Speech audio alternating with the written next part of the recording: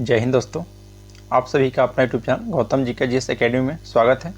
दोस्तों आप लोग थंबनेल देख लिए होंगे क्योंकि दोस्तों हम लोग आज का टेस्ट नंबर 8 देखने वाले हैं। यदि इससे पहले का टेस्ट 7 तक आप नहीं देखे हैं तो हमारा यूट्यूब चैनल पर प्लेलिस्ट बनाकर डाल दिया गया है, वहाँ से आप लोग देख लीजिएगा दोस्तों। क्योंकि दोस्तों देखिए, बिहार एसएससी का बुक निकाला गया है कौटिल्य सर के द्वारा, जो कि दोस्तों वॉल्यूम 1 है, जिसमें टोटल 20 सेट है।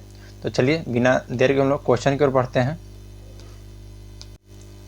क्वेश्चन नंबर पहला कहता है कि ऑनलाइन गेमिंग के पूर्ण अंकित मूल्य पर वस्तु एवं सेवा कर कितना है। तो देखिए दोस्तों, ऑनलाइन गेमिंग पर आपको जीएसटी पूछेगा तो 28% है, तो ऑप्शन नंबर सी आपका राइट हो जाएगा, 28%। याद रखिएगा। देखिए दोस्तों, वस्तु एवं सेवा कर परिषद ने हाल ही में आयोजित अपनी 91वीं बैठक, ध्यान रखना दोस्तों कौन सी बैठक में, तो 91वीं बैठक में जो ऑनलाइन गेमिंग, कैसीनो और खरीद फरोख्त पर सभी पर दोस्तों 28% जीएसटी लागू कर दिया गया है। नेक्स्ट है कि विश्व आर्थिक फोरम ने हाल ही में अपनी जेंडर गैप रिपोर्ट 2022 जारी की है। तो इस रिपोर्ट में भारत कितने स्थान पर है। तो देखिए दोस्तों, जो जेंडर गैप रिपोर्ट 2022 है, जो जारी किसके द्वारा किया जाता है, तो याद रखिएगा विश्व आर्थिक फोरम के द्वारा। और दोस्तों 2022 में जेंडर गैप रिपोर्ट में अगर आपको भारत के स्थान की बात की जाए तो भारत के स्थान था दोस्तों 135वां, याद रखिएगा। नेक्स्ट क्वेश्चन है कि क्रिकेट एशिया कप 2023 का खिताब किस टीम ने जीता है। तो दोस्तों याद रखिएगा, क्रिकेट एशिया कप 2023 का खिताब भारत ने दोस्तों श्रीलंका को हराकर जीता था। तो ऑप्शन नंबर आपका ए राइट हो जाएगा, भारत। और यदि आपसे उप विजेता कहेगा तो श्रीलंका हो जाएगा, याद रखिएगा।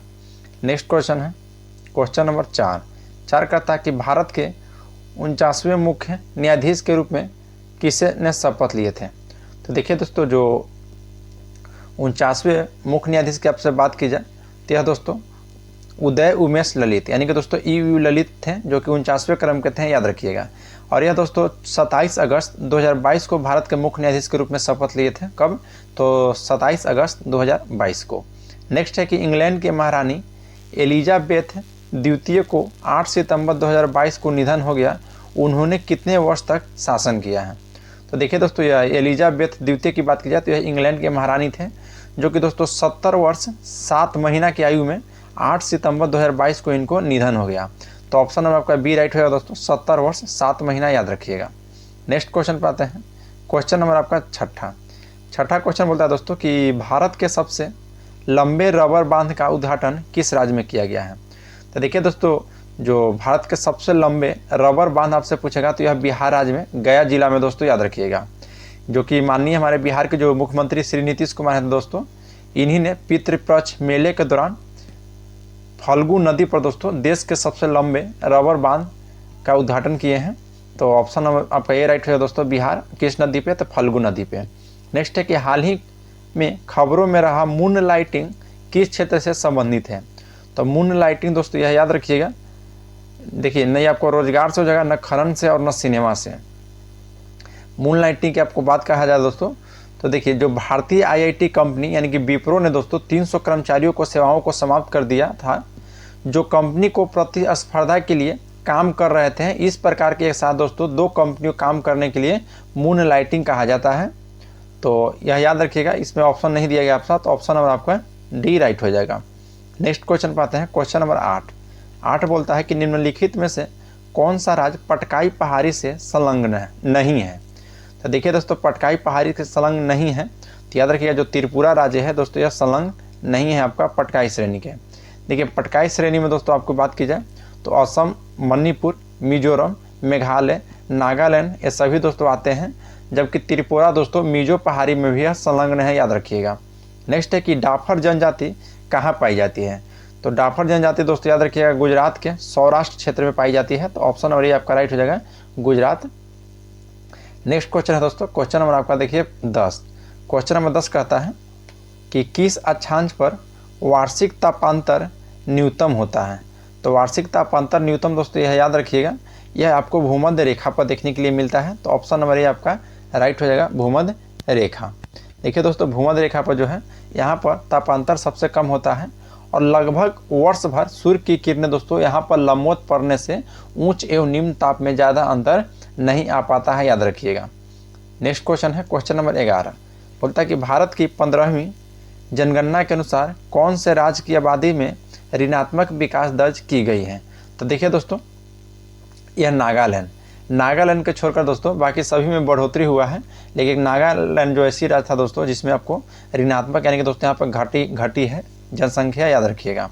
देखिए दोस्तों, यह जो 2011 की जनगणना हुई थी, यह कब हुआ था? तो याद रखिएगा, यह 15वीं जनगणना हुआ था 2011 का वाला दोस्तों, 15वीं क्रम का था। नेक्स्ट क्वेश्चन पाते हैं। क्वेश्चन नंबर आपका 12 कहता है कि 1946 में संपन्न संविधान सभा के प्रारंभिक चुनाव में डॉक्टर भीमराव अंबेडकर किस संविधान सभा से निर्वाचित हुए थे? तो देखिए दोस्तों, जो 1946 में भीमराव अंबेडकर अविभाजित भारत के बंगाल प्रांत के पूर्वी भाग से निर्वाचित हुए थे। तो याद रखिएगा, ऑप्शन नंबर ये आपका राइट हो जाएगा, पूर्वी बंगाल से। और देखिए दोस्तों, बाद में यह क्षेत्र पाकिस्तान में चले जाने के बाद बम्बई प्रेसिडेंसी से पूना संसदीय क्षेत्र से उपचुनाव में निर्वाचित हुए थे और यह भारतीय संविधान सभा में दोस्तों सम्मिलित हुए थे, याद रखिएगा। नेक्स्ट है कि राष्ट्रीय सूचना विज्ञान केंद्र ANIC की स्थापना किस वर्ष की गई है? तो देखिए दोस्तों, यह 1970 ईस्वी में, या देखिए 1970 ईस्वी में इलेक्ट्रॉनिक विभाग की स्थापना भारत में ई-गवर्नेंस की दिशा में पहला बड़ा कदम था, क्योंकि दोस्तों इसमें सूचना और संचार पर ध्यान केंद्रित किया गया था। और उसके बाद दोस्तों 1977 में स्थापित राष्ट्रीय सूचना विज्ञान केंद्र यानी कि ANIC देश के सभी जिलों में दोस्तों कार्यक्रम शुरू कर दिया गया था। तो इसका आपका राइट आंसर हो जाएगा ऑप्शन नंबर सी, 1977, याद रखिएगा। नेक्स्ट क्वेश्चन पाते हैं। क्वेश्चन नंबर आपका 14, किसी देश के नागरिक द्वारा किसी वित्तीय वर्ष में उत्पादित अंतिम वस्तु एवं सेवाओं के कुल मौद्रिक मूल्य को उस देश को क्या कहा जाता है? तो उस देश को यह याद रखिएगा दोस्तों, GDP कहा जाता है। तो ऑप्शन नंबर बी आपका राइट हो जाएगा, GDP। नेक्स्ट क्वेश्चन पाते हैं। बोलता है दोस्तों कि इन घटनाओं को कालानुक्रम में व्यवस्थित करना है। तो देखिए, बैंकों का राष्ट्रीयकरण, हरित क्रांति का प्रारंभ और गरीबी हटाओ। तो देखिए दोस्तों, आपको बैंकों का राष्ट्रीयकरण की बात की जाए तो दोस्तों वर्ष 1969 ईस्वी में हुआ था 14 बैंकों का राष्ट्रीयकरण, याद रखिएगा। और गरीबी हटाओ के नारा की बात की, हरित क्रांति का प्रारंभ की बात की जाए दोस्तों, तो यह 1966 से 67 का कार्यकाल माना जाता है। और गरीबी हटाओ के जो नारा की बात की जाए दोस्तों, तो 5वीं पंचवर्षीय योजना के तहत दिया गया था। और याद रखिए, गरीबी हटाओ का नारा सर्वप्रथम कौन दिए थे? तो इंदिरा गांधी, वर्ष 1971 ईस्वी में दोस्तों चौथी पंचवर्षीय योजना के दौरान दिया गया था। और इसे 5वीं पंचवर्षीय योजना 1974 से 1978 के मुख्य लक्ष्य में शामिल कर दिया गया था। तो आपका राइट आंसर है दोस्तों ऑप्शन नंबर सी, यानी कि 213 दोस्तों हो जाएगा इसका राइट आंसर। नेक्स्ट क्वेश्चन है, क्वेश्चन नंबर आपका 16, बोलता है कि मुद्रा के दशमलव प्रणाली के साथ नया पैसा कब पैसा हो गया था? तो देखिए दोस्तों, ऑप्शन नंबर सी आपका राइट हो जाएगा 1964 ईस्वी में। याद रखना दोस्तों, 1964 ईस्वी में। देखिए 1957 की बात की जाए तो 1957 में दोस्तों भारत की मुद्रा में दशमलव प्रणाली का प्रचलन में आया था। और 1957 से 1964 तक टकसाल में उत्पादित पैसे को नया पैसा कहा जाता था। और यही दोस्तों 1964 के बाद नया पैसा से यह पैसा हो गया था, याद रखिएगा। नेक्स्ट है कि IMF के ESDR बास्केट में निम्नलिखित में से किस मुद्रा को 2016 में जोड़ा गया है? तो यह दोस्तों याद रखिएगा, रेनमेनबी के दोस्तों 2016 में जोड़ा गया है। नेक्स्ट क्वेश्चन है, क्वेश्चन नंबर आपका 18। क्वेश्चन दोस्तों 18 कहता है कि नेशनल रिसर्च फाउंडेशन एक स्वायत्त एजेंसी है जो केंद्रीय मंत्रालय के तत्वाधान में आती है। तो 18 का आपका राइट आंसर दोस्तों विज्ञान और प्रौद्योगिकी मंत्रालय, याद रखिएगा, विज्ञान और प्रौद्योगिकी मंत्रालय के अधीन में आता है दोस्तों। नेक्स्ट है कि निसार इसरो और किस अन्य देश को अंतरिक्ष एजेंसी द्वारा संयुक्त रूप से विकसित एक पृथ्वी अवलोकन उपग्रह है? तो 19 का ऑप्शन नंबर ये आपका राइट हो जाएगा दोस्तों, अमेरिका। निसार याद रखिएगा, यह किसके साथ दोस्तों? तो यह निसार जो है यह अमेरिका का एक दोस्तों इसरो और अमेरिका के देश के अंतरिक्ष एजेंसी द्वारा संयुक्त रूप से दोस्तों एक पृथ्वी का अवलोकन किया उपग्रह किया जा रहा है, याद रखिएगा। निसार का दोस्तों देखिए, अगर नासा की आपको बात की जाए तो नासा और इसरो सिंथेटिक अपर्चर रडार दोस्तों, याद रखिएगा। नेक्स्ट क्वेश्चन है, क्वेश्चन नंबर आपका बोलता है 20। क्वेश्चन 20 है दोस्तों कि राष्ट्रीय खनिज विकास निगम NMDC ने हाल ही में किसे अपना ब्रांड एम्बेसडर घोषित किया है? तो देखिए दोस्तों, NMDC के ब्रांड एम्बेसडर की बात की जाए तो आपका 21 का राइट आंसर हो जाएगा ऑप्शन नंबर बी, या दोस्तों शेफाली वर्मा को, याद रखिएगा किसे? तो शेफाली वर्मा को दोस्तों हाल ही में घोषणा किया है। नेक्स्ट क्वेश्चन पाते हैं कि विश्व टूना दिवस किस तिथि को मनाया जाता है? तो देखिए दोस्तों, विश्व टूना दिवस दोस्तों यह आपको 2 मई को मनाया जाता है। तो ऑप्शन नंबर बी आपका राइट हो जाएगा। देखिए, पर्यावरण और विकास की अर्थव्यवस्था के लिए टूना मछली के महत्व के बारे में जागरूकता बढ़ाने के लिए प्रतिवर्ष 2 मई को विश्व टूना दिवस मनाया जाता है, याद रखिएगा। नेक्स्ट क्वेश्चन पाते हैं। क्वेश्चन नंबर आपका दोस्तों 22 क्वेश्चन कर रहा है कि मैतेई समुदाय के संबंध किस राज्य से है।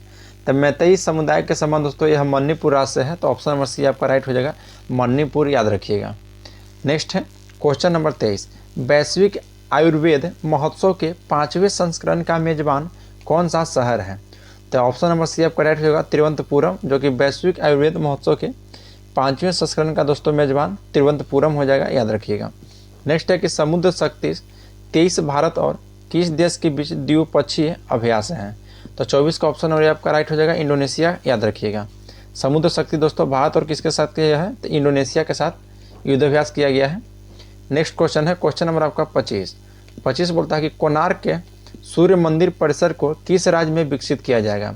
तो कोणार्क के सूर्य मंदिर जो है दोस्तों यह उड़ीसा राज्य में, याद रखिएगा। किस राज्य में है, तो यह उड़ीसा राज्य में है। और उड़ीसा सरकार ने दोस्तों हाल ही में 209 करोड़ रुपयों को कोणार्क सूर्य मंदिर परिसर को दोस्तों विकसित करने का निर्णय लिया है, याद रखिएगा। नेक्स्ट है कि महिला जूनियर हॉकी एशिया कप 2023 का खिताब किस टीम ने जीता है। तो यह दोस्तों याद रखिएगा, भारत के द्वारा जीता गया है दोस्तों। महिला junior hockey Asia cup Bharat ने जीता है 2023। नेक्स्ट क्वेश्चन है क्वेश्चन नंबर आपका 27। क्वेश्चन दोस्तों 27 कहता है कि भारत के राष्ट्रीय खेलों का 37वां संस्करण किस राज्य में आयोजित किया गया है। तो 27 का दोस्तों ऑप्शन आपका डी हो जाएगा, गोवा में। भारत का दोस्तों जो राष्ट्रीय खेलों का 37वां संस्करण है यह गोवा राज्य में आयोजित किया गया है, याद रखिएगा। नेक्स्ट क्वेश्चन पाते हैं। क्वेश्चन नंबर देखिए आपका 28। क्वेश्चन दोस्तों 28 कहता है कि विश्व क्रिकेट में लगातार 100 टेस्ट खेलने वाले पहले गेंदबाज कौन बन गए हैं। तो देखिए दोस्तों यह आपको नाथिन लियोन हो जाएंगे। नाथिन लियोन जो है दोस्तों यह विश्व क्रिकेट में लगातार 100 टेस्ट खेलने वाले बन गए गेंदबाज दोस्तों। और यह नाथिन लियोन की बात की जाए तो यह ऑस्ट्रेलिया के रिपनर है, याद रखिएगा। नेक्स्ट है क्वेश्चन नंबर 29। पीएम मोदी ने किस राज्य में वन्यजीव अनुकूल राजमार्ग परियोजनाओं का उद्घाटन किया है। तो यह दोस्तों छत्तीसगढ़ में, याद रखना है कहाँ में, तो आपको छत्तीसगढ़ में। नेक्स्ट क्वेश्चन है विंबलडन ग्रैंड स्लैम 2023 का मेंस टाइटल किस खिलाड़ी ने जीता है। तो यह दोस्तों स्पेन के एक युवा खिलाड़ी हैं जो इसको कार्लोस अल्कराज, याद रखिएगा। इन्हीं के द्वारा दोस्तों जीता गया है men's title Wimbledon grand slam 2023। Next पाते हैं क्वेश्चन नंबर 31। मोहनजोदड़ो में सबसे बड़ी इमारत कौन सी है। तो मोहनजोदड़ो को दोस्तों सबसे बड़ी इमारत की बात की जाए तो ग्रेट हेनरी, याद रखना है, ग्रेट हेनरी। यह दोस्तों विशाल अन्नागार है जो कि पूर्व से पश्चिम 45.72 मीटर लंबा और उत्तर से दक्षिण 22.86 मीटर चौड़ा है, याद रखिएगा। नेक्स्ट क्वेश्चन है कि भारत के राष्ट्रीय प्रतीक पर उल्लेखित सत्यमेव जयते शब्द किस उपनिषद से लिया गया है। तो सत्यमेव जयते दोस्तों याद रखिएगा यह मुंडकोपनिषद से लिया गया है, यानी कि ऑप्शन में बी आपका राइट हो जाएगा, मुंडक या मुंडकोपनिषद से लिया गया है, याद रखिएगा। जिसका अर्थ होता है दोस्तों कि सत्य की सदैव विजय होती है। और यह भारत के राष्ट्रीय प्रतीक पर नीले देवनागरी लिपि में अंकित है और इसे राष्ट्र पटल पर लाने और इसका प्रचार करने में पंडित महामना यानी कि मदन मोहन मालवीय का महत्वपूर्ण इसमें भूमिका रही है, याद रखिएगा। नेक्स्ट है कि सलीम चिश्ती की दरगाह कहाँ में स्थित है।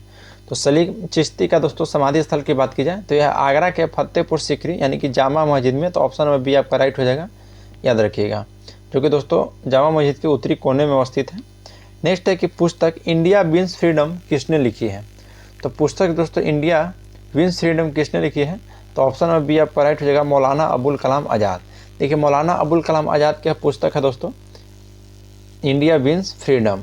अगर कहेगा दोस्तों आपको देखिए महात्मा गांधी की पुस्तक पूछेगा तो याद रखिएगा माई एक्सपेरिमेंट विथ ट्रूथ हो जाएगा।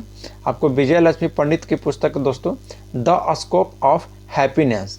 और यहीं पर दोस्तों श्याम प्रसाद मुखर्जी की पुस्तक की बात की जाए तो अपरितम नायक, याद रखिएगा।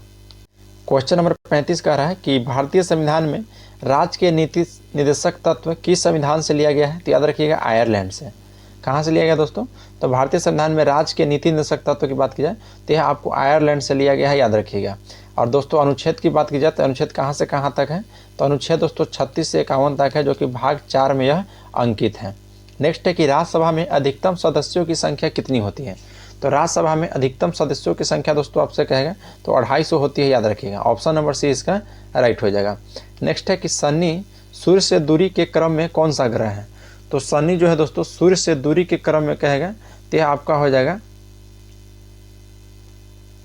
शनि सूर्य से दूरी के क्रम में दोस्तों आपका 5वां ग्रह हो जाएगा दोस्तों, जो कि ऑप्शन नहीं दिया गया है। तो आप यहाँ ऑप्शन 6 भी मार सकते हैं, क्योंकि दोस्तों पहले देखिए बुध ग्रह है, उसके बाद शुक्र ग्रह, फिर पृथ्वी, फिर मंगल, फिर बृहस्पति और उसके बाद शनि। ठीक है दोस्तों, शनि कह रहा है आपसे तो राइट हो जाएगा, सही है, 6ठा ही हो जाएगा, शनि 6ठा ही। 5वां हो जाएगा दोस्तों आपका बृहस्पति ग्रह, याद रखिएगा। नेक्स्ट क्वेश्चन है, देखिए दोस्तों शनि की एक और याद रखना है आपको, शनि का सबसे बड़ा सौरमंडल में दोस्तों दूसरा सबसे बड़ा उपग्रह है टाइटन, याद रखिएगा। नेक्स्ट क्वेश्चन है क्वेश्चन नंबर 38, दक्षिण अफ्रीका के शीतोष्ण घास के मैदान को क्या कहा जाता है। तो दक्षिण अफ्रीका का दोस्तों याद रखिएगा वेल्ड दोस्तों दक्षिण अफ्रीका की है, और प्रेरी दोस्तों बात की जाती है उत्तरी अमेरिका का हो जाएगा, और पंपास दोस्तों अर्जेंटीना की, और स्टेपिज की बात की जाए तो यह आपको यूरोप का, और डाउन्स जो है दोस्तों यह ऑस्ट्रेलिया का, याद रखना है। नेक्स्ट है कि स्वर्ण क्रांति किस क्षेत्र से संबंधित है। तो स्वर्ण क्रांति दोस्तों यह याद रखिएगा फल से, तो ऑप्शन नंबर बी आपका राइट हो जाएगा, फल से दोस्तों स्वर्ण क्रांति संबंधित है।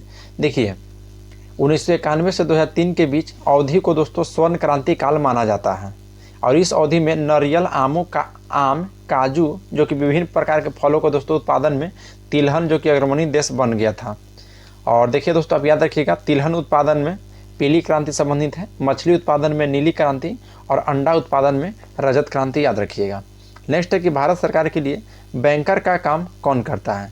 तो भारत सरकार के लिए दोस्तों बैंकर का जो काम करता है भारतीय रिजर्व बैंक, याद रखिएगा, भारतीय रिजर्व बैंक दोस्तों। नेक्स्ट क्वेश्चन है क्वेश्चन नंबर आपका 41।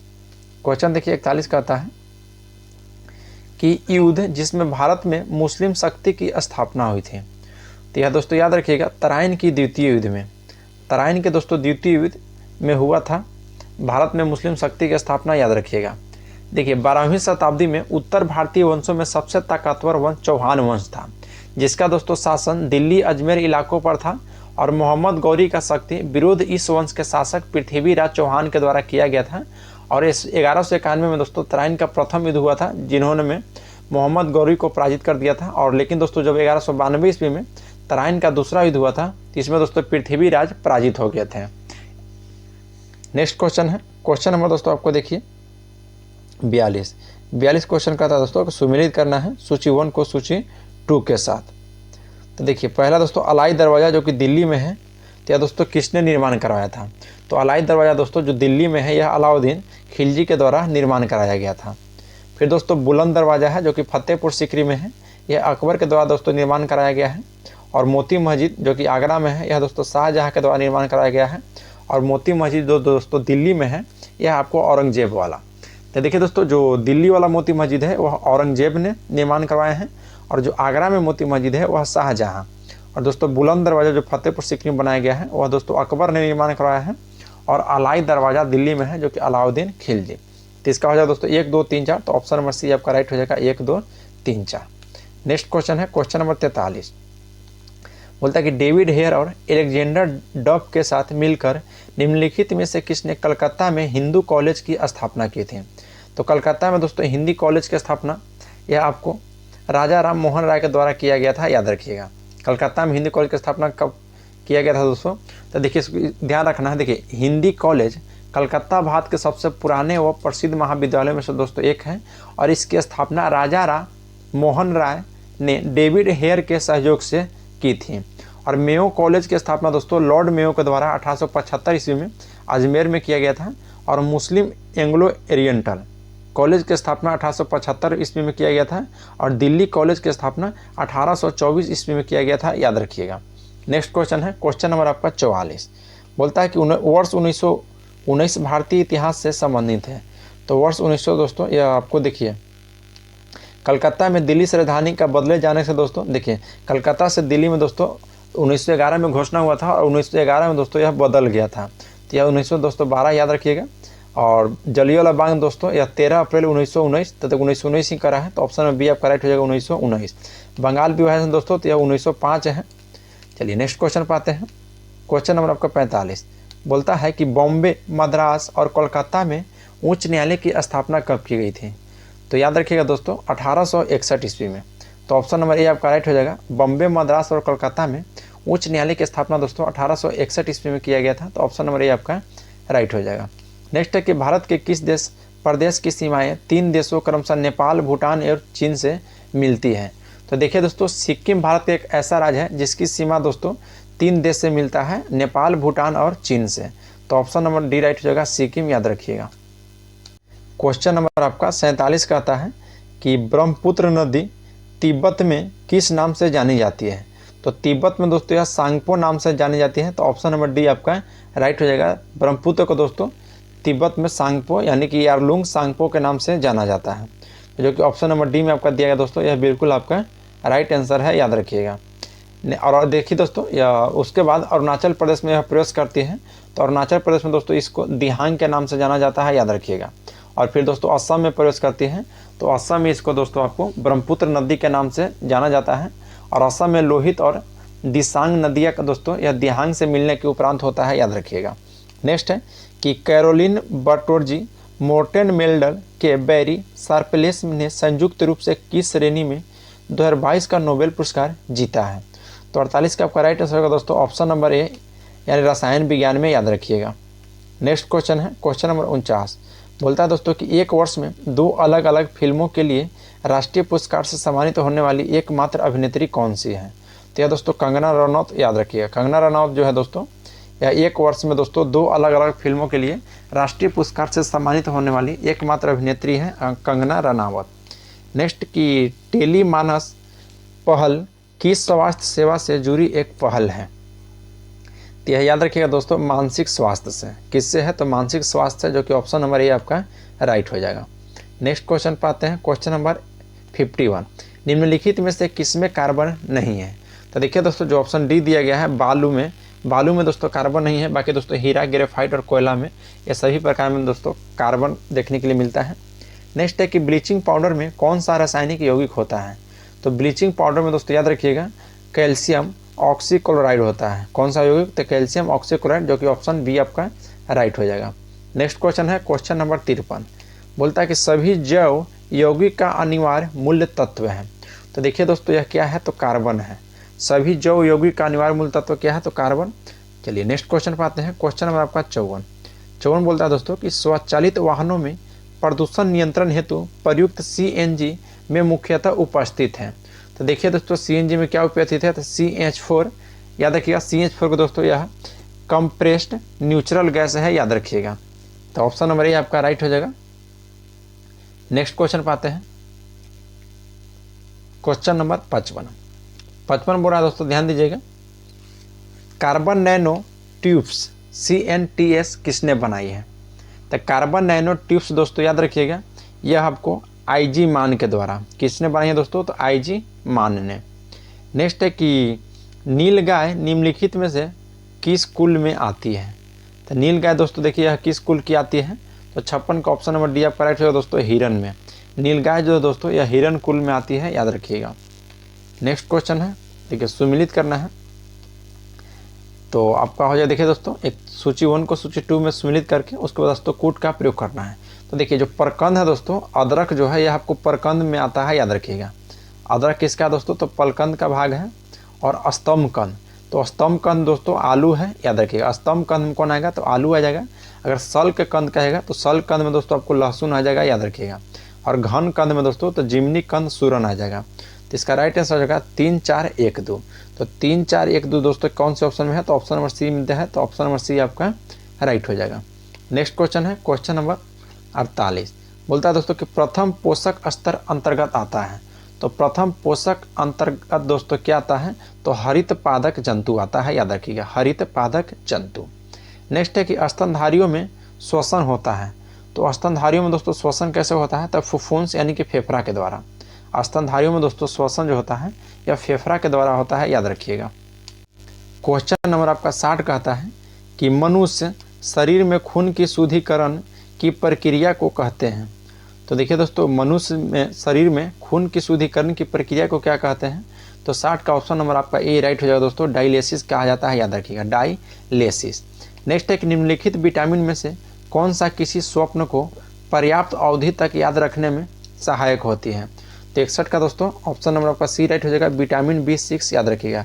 विटामिन B6 जो है दोस्तों, यह स्वप्न को पर्याप्त अवधि तक याद रखने में सहायक होती है, याद रखिएगा।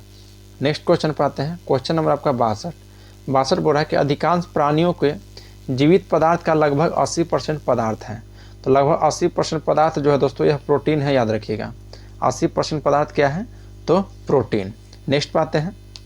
क्वेश्चन नंबर आपका 63 का है कि ल्यूकेमिया एक प्रकार का कैंसर है जिसमें असाधारण बढ़ोतरी होती है। तो देखिए दोस्तों, जो आपकी श्वेत रक्त कोशिकाओं की संख्या में असाधारण बढ़ोतरी होता है, ल्यूकेमिया दोस्तों यह कैंसर है, याद रखिएगा। जब आपको श्वेत रक्त कोशिका में संख्या में दोस्तों असाधारण बढ़ोतरी हो जाएगा तो यह आपको दोस्तों कैंसर हो जाएगा, याद रखिएगा। नेक्स्ट क्वेश्चन पाते हैं। क्वेश्चन नंबर आपका 64 बोलता है कि टाइफाइड तथा कॉलरा विशिष्ट उदाहरण है किसका? तो तब टाइफाइड तथा कॉलरा दोनों दोस्तों यह जीवाणु जनित रोग है। तो ऑप्शन नंबर आपका इसमें जीवाणु जनित रोग दोस्तों, जो कि 64 का सी हो जाएगा। जलजन्य रोगों के दोस्तों तो जीवाणु जनित रोग है यह। नेक्स्ट है कि नेत्रदान में दांता की आंख के किस हिस्सों की प्रतिरोपित किया जाता है? तो नेत्रदान में दोस्तों जो अपना दान करता है तो उसमें यह याद रखिएगा कौन सा अंग दान होता है दोस्तों, क्योंकि कई बार यह क्वेश्चन पूछा हुआ है। तो आपका राइट आंसर हो जाएगा ऑप्शन नंबर 1 कॉर्निया को, याद रखिएगा, कॉर्निया का दान होता है दोस्तों। नेक्स्ट है कि लोहे की सुई पानी की सतह पर किस कारण से तैरती रहती है? तो लोहे की सुई दोस्तों यह याद रखिएगा पानी के उत्प्लावन के कारण। किसके कारण? तो पानी के उत्प्लावन के कारण। नेक्स्ट है यदि हवा का तापमान बढ़ता है तो उसकी जल वाष्प ग्रहण करने की क्षमता तो बढ़ जाती है दोस्तों, याद रखिएगा। यदि हवा का तापमान बढ़ता है तो उसकी जल वाष्प ग्रहण करने की क्षमता जो है दोस्तों वह बढ़ जाती है, याद रखिएगा। नेक्स्ट क्वेश्चन पाते हैं। क्वेश्चन नंबर आपका 68 है कि ऐसा उपकरण जो रासायनिक ऊर्जा को विद्युत ऊर्जा में परिवर्तित कर दे वह क्या कहलाता है? तो देखिए दोस्तों, जो रासायनिक ऊर्जा को विद्युत ऊर्जा में परिवर्तित कर देता है वह दोस्तों बैटरी। तो ऑप्शन नंबर ए आपका राइट है दोस्तों। बैटरी जो इसमें दिया गया है ऑप्शन में, यह रासायनिक ऊर्जा को विद्युत ऊर्जा में परिवर्तित कर देता है, याद रखिएगा। नेक्स्ट क्वेश्चन पाते हैं। Question number 69। क्वेश्चन 69 कह रहा है कि नाभिकीय रिएक्टर में निम्नलिखित में से किसे मंदक के रूप में प्रयोग किया जाता है? तो नाभिकीय रिएक्टर में दोस्तों मंदक के रूप में याद रखिएगा ग्रेफाइट को प्रयोग किया जाता है। तो ऑप्शन नंबर बी आपका राइट हो जाएगा, ग्रेफाइट। नेक्स्ट है कि वैज्ञानिक अल्बर्ट आइंस्टीन प्रसिद्ध हैं। तो वैज्ञानिक अल्बर्ट आइंस्टीन जो प्रसिद्ध है दोस्तों, यह प्रकाश विद्युत प्रभाव के लिए, याद रखिएगा, जिनके लिए दोस्तों इनको नोबेल पुरस्कार भी दिया गया है प्रकाश विद्युत प्रभाव के लिए। और आइंस्टीन के ही द्वारा दोस्तों E = mc² समीकरण दिया गया है, E = mc²। चलिए नेक्स्ट क्वेश्चन पाते हैं।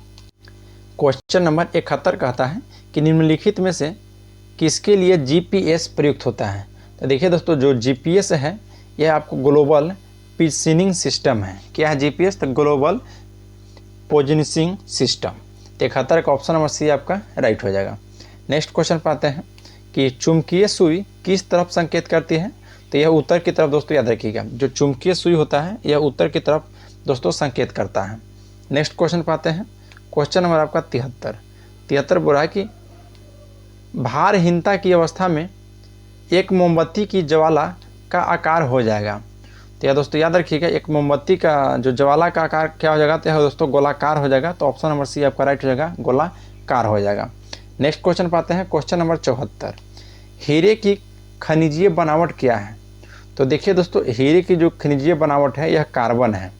74 का तो आपका राइट आंसर हो जाएगा दोस्तों, ऑप्शन नंबर ए कार्बन, याद रखिएगा। नेक्स्ट क्वेश्चन पाते हैं। क्वेश्चन नंबर 75 है दोस्तों कि निम्न में से किस पदार्थ की विद्युत चालकता सर्वाधिक है? तो देखिए दोस्तों, जो चांदी है इसकी विद्युत चालकता सर्वाधिक है। तो ऑप्शन नंबर बी आपका राइट हो जाएगा। देखिए दोस्तों, टोटल 75 क्वेश्चन देखे हैं, जिसमें दोस्तों जीके जीएस टोटल को हम लोग कवर कर लिए हैं फुल डिस्कशन के साथ। और दोस्तों आप लोग यह वीडियो अच्छा लगा होगा तो लाइक जरूर कीजिए और दोस्तों अपने ग्रुप में इसको शेयर जरूर कीजिएगा, ताकि दोस्तों इस वीडियो का अधिक से अधिक लाभ ले सकें। इसका दोस्तों आप लोग का PDF चाहिए तो हमारा डिस्क्रिप्शन में टेलीग्राम का लिंक दिया गया है, वहाँ से टेलीग्राम पर ज्वाइन हो जाइए और वहाँ पर इसका PDF दोस्तों टोटल 150 क्वेश्चन का आपको मिलेगा, जो कि दोस्तों फुल डिस्कशन के साथ मिलेगा। तो इसलिए आप वहाँ पर ज्वाइन हो जाइए। तो चलिए दोस्तों, आज के लिए इतना ही। जिसमें हम लोग सेट नंबर 8 को समाप्त कर दिए हैं। मिलते हैं दोस्तों आप हम लोग नेक्स्ट वीडियो में सेट नंबर 9 में। जय हिंद दोस्तों।